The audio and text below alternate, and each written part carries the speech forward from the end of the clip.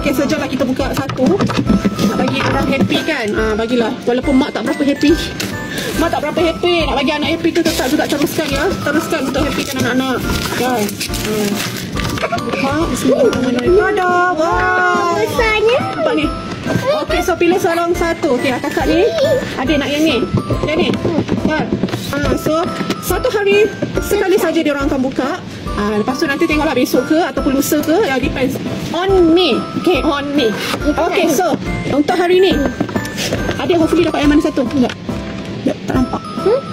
So dia nak yang ni, yang coklat. Okay, kakak. Panda. Bear. Ni. Satu je kalau boleh. Ni. Di mana ni? Ni apa nama ni? Fish. Snoopy Shop. Snappy Shop. Tu. Okay, so siapa nak buka dulu? Kakak ke adik? Kakak boleh? Adik buka dulu? Kakak ke adik? Kakak. Awak lah buka dulu. Okay, buka. Bismillahirrahmanirrahim. Kita hopefully kita dapat yang adik nak. Ya. Kejap, ibu nak tengok. Dekat tak atas. Kalau kat atas tu boleh mengantuikan. Oh, tidak. Boleh angkat? Tutup mata. Tutup mata. Dekat dalam tu. Sabarlah dia punya. Tak tentu harah aku tengok anak aku. Ni apa nama dia? Kimi Papa. Okay, dekat beg kuning. Kalau korang suka ni, korang rasa best. Kalau sampai satu box tu, maksudnya ibu trust lah dia tu memang kecomel. Kalau dia satu set.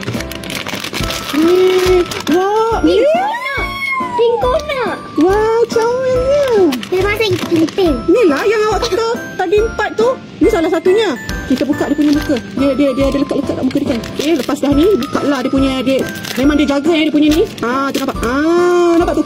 Tada! Dapat ni. Oh, ini pun seronok juga ni. Ibu nak letak dekat. Tangan dia boleh pusing. Kaki dia boleh pusing. Yang ni tak berat. Itu paling best. Tak berat dan sangat comel. Tak mata dia. Tak mata dia. Tada! Suka tak? Suka. Okey, so jom kita tengok untuk yang kakak dapat apa. Ni kita tak ni. Okay. Cepat. Harap yang kita nak lah. Harap yang dia nak lah. Okay, kita tengok dulu. Ada.